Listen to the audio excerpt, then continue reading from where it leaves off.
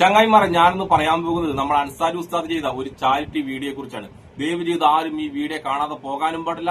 നിങ്ങളെ കൊണ്ട് പറ്റുന്നത് പോലെ എന്താണ് സഹായിക്കാൻ പറ്റുന്നത്, ആ പറ്റുന്ന സഹായം നിങ്ങൾ ആ പാവപ്പെട്ട കുടുംബത്തിന് ചെയ്യുകയും വേണം. ഒരു പാവപ്പെട്ട ഹിന്ദു കുടുംബത്തിന് വേണ്ടിയിട്ടാണ് അൻസാരി ഉസ്താദ് ഈ വീഡിയോ ചെയ്തിട്ടുള്ളത്. ആ ഹിന്ദു കുടുംബത്തിലെ ഒരു കുഞ്ഞിന് അസുഖമാണ്. ആ അസുഖത്തിന് ആ കുഞ്ഞിനെയും ആ മാതാപിതാക്കളെയും സഹായിക്കാൻ വേണ്ടിയിട്ടാണ് അൻസാരി ഉസ്താദ് ഈ വീഡിയോ ചെയ്തത്. ആ കുഞ്ഞിന് മാത്രമല്ല അസുഖം, ആ കുഞ്ഞിന്റെ പാവപ്പെട്ട അമ്മക്കും അസുഖമാണ്. അതാണ് ഇതിൽ ഏറ്റവും സങ്കടം ഉണ്ടാക്കുന്നത്. ഒന്നാലോചിക്കട്ടെ, ഒരു ഹിന്ദു കുടുംബമുണ്ടല്ല, ഒന്നും ആലോചിക്കാതെ സ്വന്തം കുഞ്ഞിന്റെ ഒരു അസുഖം വന്നപ്പം നേരെ പള്ളിയിൽ പോയിട്ട് ഒരു ഉസ്താദിനെ കാണണമെങ്കിൽ ആ ഉസ്താദിനോടും ആ പള്ളിയോടും ആ ഹിന്ദു കുടുംബത്തിന് എത്രമാത്രം വിശ്വാസമായിരിക്കും. അവിടെ പോയി കഴിഞ്ഞാല് നിങ്ങളെ ജാതിയോ മതമോ നിങ്ങളുടെ പാർട്ടിയോ ഒന്നും ചോദിക്കില്ല എന്നുള്ള ഉത്തമ ബോധ്യം കൊണ്ടായിരിക്കില്ലേ ആ പാവപ്പെട്ട കുടുംബം അവിടെ പോയിട്ടുണ്ടാവുക. ഇങ്ങനെയുള്ള സഹായങ്ങൾ നമ്മൾ അൻസാരി ഉസ്താദായാലും ശരി പല ഉസ്താക്കന്മാരും ചെയ്യുന്നത് കൊണ്ടാണ്, ഹിന്ദുവിനെ സഹായിക്കുന്നത് കൊണ്ടാണ് കുറെ സംഘപരിവാറുകാർക്ക് കുരുപൊട്ടുന്നത്. എന്തായാലും അത്തരം കാര്യങ്ങൾ ഞാൻ ഈ വീഡിയോക്ക് ശേഷം പറയാം. എന്തായാലും ദയവ് ചെയ്ത് എല്ലാവരും ഈ വീഡിയോ നിർബന്ധമായിട്ട് കാണുക. എന്തായാലും ഉസ്താദ് ചെയ്ത ആ ചാരിറ്റി വീഡിയോയിലേക്ക് നമുക്കൊന്ന് പോകാം. എന്റെ മുമ്പിൽ ഇരിക്കുന്നത് രഞ്ജുവിന്റെയും ജയലക്ഷ്മിയുടെയും മകനായ ആഷിഖാണ്. കുഞ്ഞിന് ഹാർട്ടിന് ഹോളുണ്ട്. അമ്മയും അച്ഛനും എന്റെ മുമ്പിൽ നിന്ന് വിലപിച്ചുകൊണ്ടിരിക്കുകയാണ്. ഞാൻ അദ്ദേഹത്തിനെ കാണിക്കുന്നില്ല. ഒരു മനുഷ്യന്റെ ആത്മാഭിമാനത്തെ ആളുടെ മുമ്പിൽ വിൽക്കാൻ പാടില്ലല്ലോ. വാടകയ്ക്കാണ് താമസിക്കുന്നത്, സ്വന്തമായ ഒരു വീട് പോലും ഇല്ല. കുഞ്ഞിന്റെ ഹാർട്ടിന് ഹോളുണ്ട്. അമ്മ കിഡ്നി പേഷ്യന്റാണ്. അവരുടെ ചികിത്സയുമായി ബന്ധപ്പെട്ട മുഴുവൻ ഡോക്യുമെന്റ്സ് എന്റെ കയ്യിലുണ്ട്. ചികിത്സയ്ക്ക് കുഞ്ഞിനെ ആന്ധ്രയിലെ സായിബാബ ഹോസ്പിറ്റലിലേക്ക് കൊണ്ടുപോകാൻ കണ്ടപ്പോൾ തന്നെ ഈ പ്രായത്തിലുള്ള കുഞ്ഞുങ്ങളൊക്കെ നമ്മുടെ വീട്ടിലുണ്ട്. വളരെ പ്രയാസമാണ്.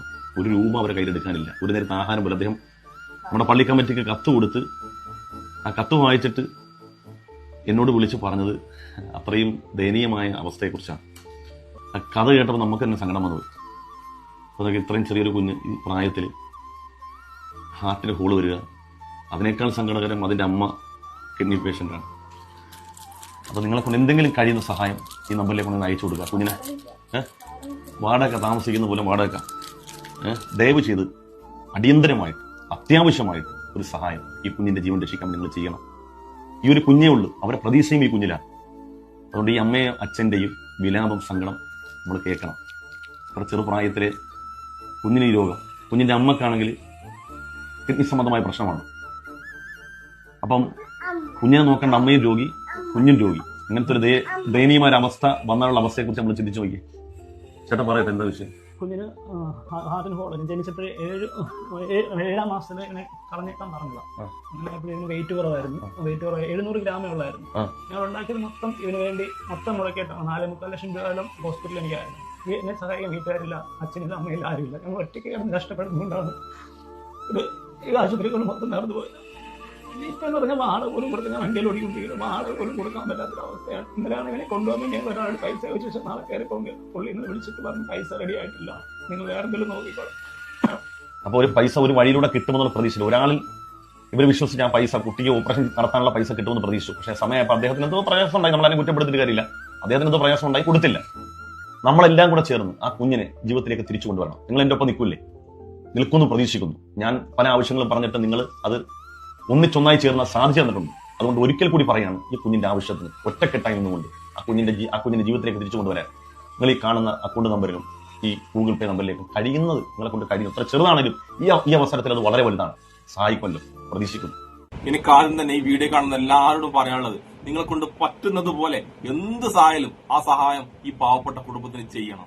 അത്രയും വിശ്വസിച്ചിട്ടാണ് അവർ വേറെ എവിടെയും പോകാതെ ആ പള്ളിയിലേക്കും അൻസാരി ഉസ്താദിന്റെ അടുത്തേക്കും പോക്കങ്ങ് പോയത്. അവിടുന്ന് അവരോട് മതം ചോദിക്കില്ല, ജാതി ചോദിക്കില്ല, പാർട്ടി ചോദിക്കില്ല, ഒന്നും ചോദിക്കില്ല. അവരുടെ വിഷമം എന്താണ്, അവരുടെ സങ്കടം എന്താണ്, അത് മാത്രമേ ചോദിക്കുന്നുള്ള എല്ലാ ധൈര്യവും അവർക്കുണ്ട്. അങ്ങനെ ഒരു ധൈര്യം അവർക്കില്ലാത്തത് കൊണ്ടായിരിക്കുമല്ലോ അവരൊരു അമ്പലത്തിലേക്കോ ഒരു ഹിന്ദു സംഘടന അടുത്തേക്കോ ഒന്നും പോകാതിരുന്നത്. അവിടെയൊക്കെ പോയി കഴിഞ്ഞാല് മതമേത്, ജാതി ഏത്, പാർട്ടി ഏത്, വർഗമേത്, അങ്ങനെ ഒരുപാട് ചോദ്യങ്ങൾ അവർക്ക് കേൾക്കേണ്ടി വരും. പക്ഷെ ഒരു പള്ളിയിലോ ആ പള്ളിയിലോ ഉസ്താദിന്റെ അടുത്തോ പോയിട്ടുണ്ടെങ്കിൽ അവർ വെറും കൈയോടെ ഒരിക്കലും തിരിച്ചുവിടില്ലാന്ന് അവർക്ക് ഉത്തമ ഉത്തമ ബോധ്യമുണ്ട്. അതുകൊണ്ട് എനിക്ക് പറയാനുള്ളത് ഹിന്ദുവിനെ രക്ഷിക്കണം എന്ന് പറഞ്ഞിരിക്കുന്ന കുറെ ഊളുകളില്ലേ, അവരോടാണ് ഹിന്ദുവിനെ രക്ഷിക്കാൻ വേണ്ടി നിങ്ങൾ മറ്റുള്ള മതങ്ങളെല്ലാം കുറ്റം പറയേണ്ടത്, പ്രത്യേകിച്ച് മുസ്ലിം മതത്തെ അല്ല കുറ്റം പറയേണ്ടത്. ആ മതം ചെയ്യുന്ന നല്ല കാര്യങ്ങളില്ലേ, ആ നല്ല കാര്യങ്ങൾ അതുപോലെ നമ്മുടെ മതത്തിലേക്ക് കൊണ്ടുവരികയാണ് ചെയ്യേണ്ടത്. ആ മതത്തിൽ പറയുന്നുണ്ട് ഇത്ര ശതമാനം നിങ്ങളുടെ വരുമാനത്തിന്റെ ഇത്ര ശതമാനം നിങ്ങൾ പാവങ്ങൾക്ക് വേണ്ടി, അസുഖബാധിതർക്ക് വേണ്ടി,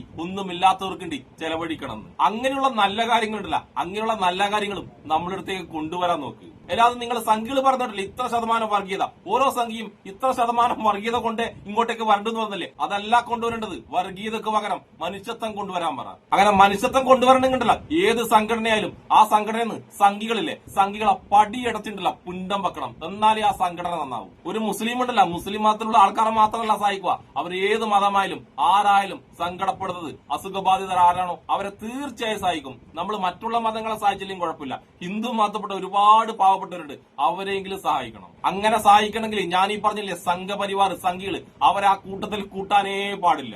ഒന്നും വേണ്ട, നിങ്ങളുണ്ടല്ലോ ഞാൻ പറഞ്ഞ രണ്ടാൾക്കാരുടെ കാര്യം മാത്രം നോക്കിയാൽ മതി. സോഷ്യൽ മീഡിയയിലും പല പല അമ്പലങ്ങളിലും പോയിട്ട് ഹിന്ദു ഉണരി എന്ന് പറഞ്ഞ രണ്ടാൾക്കാരുണ്ട് നമ്മുടെ കേരളത്തിൽ, വിശകലിയും കേസില്ല വക്കീലി അഡ്വക്കേറ്റ് കൃഷ്ണരാജും. ഞാൻ ആദ്യം തന്നെ ഉണ്ടല്ലോ വിശകല കഴിഞ്ഞ 3 ദിവസമായി അവരുടെ ഫേസ്ബുക്ക് പേജിലിട്ട കുറച്ച് പോസ്റ്റുകൾ വായിച്ചു തരാം. ഒന്നും വേണ്ട, ഇവർ രണ്ടാളുടെ പേജുകളിൽ പോയി കഴിഞ്ഞാൽ എത്ര സ്ക്രോൾ ചെയ്താലും നിങ്ങൾക്ക് അതിൽ എവിടെയും ഒരാളെ സഹായിക്കാൻ വേണ്ടിട്ട്, വേറെ ആരെയല്ല ഒരു ഹിന്ദുവിനെ പോലും സഹായിക്കാൻ വേണ്ടിട്ട് അവരൊരിക്കൽ പോലും പറഞ്ഞതായി നിങ്ങൾക്ക് കാണാൻ പറ്റൂല. എന്തായാലും ഞാൻ കഴിഞ്ഞ 2 ദിവസമായിട്ട് നമ്മളെ വിശകലിട്ട പോസ്റ്റ് ഞാൻ വായിച്ചു തരാം. പ്രശസ്തമായ വയനാട് പുൽപ്പള്ളി സീതാ ലവകുശ ക്ഷേത്രത്തിന്റെ 73 സെന്റ് സ്ഥലം ഗ്രാമപഞ്ചായത്ത് വക, അത് ക്ഷേത്രത്തിനെയും ദൈവത്തിനെയും രക്ഷിക്കാൻ വേണ്ടിയുള്ള ശ്രമമായിട്ടാണ് ആ പോസ്റ്റ് ഇട്ടിട്ടുള്ളത്. അല്ലാതെ ദുരിതം അനുഭവിക്കുന്ന ഒരു പാവപ്പെട്ട ഹിന്ദുവിനെ സഹായിക്കാൻ വേണ്ടിയിട്ടല്ല ആ പോസ്റ്റ്. അങ്ങനെ ഒരു പോസ്റ്റ് വിശകല ടീച്ചർ ഈ ജന്മത്തിലൊന്നല്ല അടുത്ത ജന്മത്തിലും അവരുടെ പേജിലുണ്ടല്ല, അവരുടെ FB പേജിൽ അത് ഇടുമെന്ന് നിങ്ങൾ തെറ്റിദ്ധരിക്കേ വേണ്ട. ഇനി അത് കഴിഞ്ഞിട്ട് അടുത്തൊരു പോസ്റ്റ് ഞാൻ വായിച്ചുതരാം.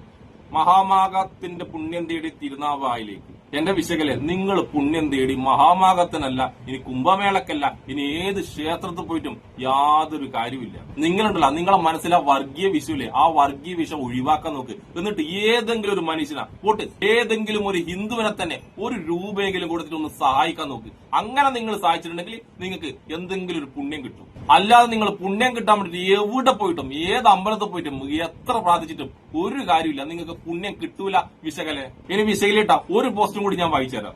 ഹിന്ദുക്കൾ കുത്തിയിരുന്ന് മതം പഠിക്കുന്നില്ല, പുരോഹിതരാൽ നിയന്ത്രിക്കപ്പെടുന്നില്ല, ഒന്നിനും ആരും നിർബന്ധിക്കുന്നില്ല. എന്തിനാ ഇതൊക്കെ കണ്ടില്ലേ, അവരുടെ ഉള്ളിലെ ഹിന്ദുത്വം തിരുനാവായിലേക്ക് ഒഴുകിക്കൊണ്ടിരിക്കുന്ന ഇത് തന്നെയാണ് സനാതനധർമ്മത്തിന്റെ മഹിമ, ഇത് തന്നെയാണ് അതിന്റെ ഗരിമ. എന്റെ വിശകലമാടം ഹിന്ദു ഒഴുകേണ്ടത് കുംഭമേളക്കും അമ്പലങ്ങളിലേക്കല്ല, ഹിന്ദു ഒഴുകേണ്ടത് പാവപ്പെട്ട ഹിന്ദുവില്ലേ, ആരാലും സഹായിക്കപ്പെടാനില്ലത് ഒറ്റപ്പെട്ടുപോയ ഒരുപാട് പാവപ്പെട്ട ഹിന്ദുക്കളുണ്ട്, അവരുടെ മനസ്സിലേക്കും അവരുടെ വീടുകളിലേക്കാണ് ഓരോ ഹിന്ദുവും ഒഴുകേണ്ടത്. അത് വെറുതെ ഒഴുകേണ്ടത്, സഹായം കൊണ്ട് വേണം ആ ഹിന്ദു ഒഴുകേണ്ടത്. ഓരോ അമ്പലങ്ങളിൽ കൊടുക്കുന്നില്ലേ, ഇതുപോലുള്ള കുംഭമേളക്ക് ചെലവാക്കുന്നില്ലേ, അതിന്റെ 10-1 വെറും 10-1 സഹായം ചെയ്തിട്ടുണ്ടെങ്കില്ല നമ്മളെ കേരളത്തിലുള്ള നമ്മളെ ഇന്ത്യയിലുള്ള എല്ലാ ഹിന്ദുവും രക്ഷപ്പെട്ടിട്ടുണ്ടാവും. അങ്ങനെ ചെയ്യാൻ വേണ്ടി, അങ്ങനെ ഹിന്ദുക്കൾക്ക് സഹായം ചെയ്യാൻ വേണ്ടി നിങ്ങൾക്ക് ഒരു പോസ്റ്റെങ്കിലും നിങ്ങളെ ഫേസ്ബുക്കിൽ ഇടാൻ പറ്റുമോ? ഇത്തരം ആഘോഷങ്ങളൊക്കെ, ഇത്തരം ചെലവ് കൂടിയ ആഘോഷങ്ങളൊക്കെ ഒഴിവാക്കിയിട്ട് ആ ആഘോഷത്തിന്റെ പൈസ കൊണ്ട് നമുക്ക് ഹിന്ദുവിനെ സഹായിക്കാം, പാവപ്പെട്ട ഹിന്ദുവിനെ സഹായിക്കാന്ന് നിങ്ങളെ ഫേസ്ബുക്കിൽ ഒന്ന് പോസ്റ്റ് ഇട്ട്. അങ്ങനെ ഒരു പോസ്റ്റ് നമ്മൾ വിശകലി ഇടുന്ന് ഒരു മലയാളിയും ഒരു ഹിന്ദുവും കേരളത്തിൽ പ്രതീക്ഷിക്കുന്നേയില്ല. പിന്നെ വേറെ ഇതുണ്ടല്ലോ, ഞാൻ നേരത്തെ പറഞ്ഞ ഹിന്ദുവിനെ വളർത്താൻ വേണ്ടി 24 മണിക്കൂറും കഷ്ടപ്പെടുന്ന കേസില്ല വക്കീല്, ആ ചങ്ങായിന്റെ പേജിൽ പോയി നോക്കിക്കഴിഞ്ഞാൽ നിങ്ങൾക്ക് ആകെ കാണാൻ പറ്റുന്നത് മുസ്ലിം മുസ്ലിം മുസ്ലിം, പിന്നെ വേടനെ ചീത്ത വിളിക്കുന്നുണ്ടോ, പിന്നെ മമ്മൂക്കൊക്കെ അവാർഡ് കിട്ടുന്നില്ല അതിന് മമ്മൂക്കാനെ കളിയാക്കുന്നുണ്ടോ. അങ്ങനെ എങ്ങനെയൊക്കെ മുസ്ലിങ്ങളെ കുറ്റം പറയാൻ പറ്റുമോ അത് മാത്രമേ ആ കേസില്ല വക്കീലിന്റെ പേജിൽ കാണാനേ പറ്റൂ. അയാളുടെ പേജ് ഞാൻ തൽക്കാലം ഇവിടെ വായിക്കുന്നില്ല, കാരണം അത് വായിച്ചു കഴിഞ്ഞാൽ ശരിക്കും പറഞ്ഞാൽ ഞാൻ ഇന്നത്തെ ദിവസം തന്നെ പോകും. അത്രയും വൃത്തികെട്ട വാക്കുകളാണ് ആ വേട്ടവാളിന് ഉപയോഗിക്കുക. ഈ 2 എണ്ണം മാത്രമല്ല, എത്ര സംഘികൾ ഹിന്ദുവിനെ ഉണർത്താൻ നടക്കുന്നുണ്ട്. ആ സംഘിയുടെ ഒക്കെ പേജിൽ പോയി കഴിഞ്ഞാൽ ഒരു ഹിന്ദുവിനെയും ഒരു പാവപ്പെട്ട ഹിന്ദുവിനെയും സഹായിക്കാൻ വേണ്ടിട്ട് ഒരക്ഷരം വേണ്ടിയിട്ടുണ്ടാവില്ല. എന്നിട്ടാണ് ഇവർ ഹിന്ദുവിനെ ഉണർത്തുന്നത് മറ്റേ ഇങ്ങനെ നടക്കുന്നത്. ഇവർക്ക് ഹിന്ദുവിനെ ഉണർത്തുകയല്ല വേണ്ടേ മുസ്ലിങ്ങളെ കുറ്റം പറയുക. മുസ്ലിങ്ങൾക്കെതിരെ ആരെങ്കിലും എന്തെങ്കിലും പറയുന്നുണ്ടെങ്കിൽ അവരെ വളർത്താൻ വേണ്ടി ഇവർ പരമാവധി ശ്രമിക്കും. അല്ലാതെ ഒരു ഹിന്ദുവിനും ഒരു പാവപ്പെട്ട ഹിന്ദുവിനും ഒരു രോഗത്താൽ വലയുന്ന ഒരു ഹിന്ദുവിനെയും സഹായിക്കാൻ വേണ്ടി ഇവരുടെ ഒന്ന് പേജിൽ ഒരൊറ്റ പോസ്റ്റ് നമുക്ക് കാണാൻ കഴിയില്ല. ഇനി കഷ്ടകാലത്തിന് ആരെങ്കിലും ഇവരുടെയൊക്കെ സഹായത്തിന് പോയിട്ടുണ്ടെങ്കിൽ അവന്റെ മതം, അവന്റെ ജാതി, അവന്റെ രാഷ്ട്രീയം, അവന്റെ വർഗം എല്ലാം ചോദിച്ച് മനസ്സിലാക്കിയിട്ടായിരിക്കും എന്തെങ്കിലും സഹായം ചെയ്യുന്നുണ്ടെങ്കിൽ തന്നെ ചെയ്യുക. അതുകൊണ്ടാണ് സംഖ്യകൾ ഈ പാവപ്പെട്ട ഹിന്ദുക്കളുണ്ടല്ലോ ഒന്നും നോക്കാതെ ആരെയും നോക്കാതെ അടുത്ത് കാണുന്ന പള്ളിയിലേക്ക് കയറി ചെല്ലുന്നത്, ധൈര്യത്തിൽ സഹായം ചോദിക്കുന്നത്. അവർക്കറിയാം ആ പള്ളിയിൽ നിന്ന് വെറും കൈയോടെ അവരെ പറഞ്ഞേക്കില്ല എന്നുള്ള ധൈര്യം ആ ഓരോ ഹിന്ദുവിനുണ്ട്. കാരണം അവര് കയറി ചെല്ലുന്നത് അൻസാരി ഉസ്താദിനെ പോലെ നന്മയുള്ള ഒരുപാട് ഉസ്താക്കന്മാരുടെ അടുത്തേക്കാണ്. അവിടെ ഉണ്ടല്ലോ ഞാൻ നേരത്തെ പറഞ്ഞ പോലെ ജാതിയോ മതമോ വർഗമോ പാർട്ടിയോ ഒന്നും ചോദിക്കില്ല. അവിടെ അവരുടെ സങ്കടം മാത്രമേ, അവരുടെ വിഷമം മാത്രമേ അവരോട് ചോദിക്കൂ. എന്നിട്ട് അവരെ കൊണ്ടാകുന്നത് പോലെ, അവർക്കാവുന്നത് പോലെ അവർ സഹായം ചെയ്യുകയും ചെയ്യും. അതുകൊണ്ട് ഞാൻ ഒരിക്കൽ കൂടി പറഞ്ഞു, ഈ വീഡിയോ കാണുന്ന ഓരോ ആൾക്കാരും നിങ്ങൾ കൊണ്ട് പറ്റുന്നത് പോലെ ഈ പാവപ്പെട്ട കുടുംബത്തിനെ സഹായിക്കണം. അപ്പൊ എന്റെ അൻസാരി ഉസ്താദിനും എന്നെ ഇഷ്ടപ്പെടുന്ന എല്ലാവർക്കും എന്റെ ഒരു നല്ല സുലാൻ.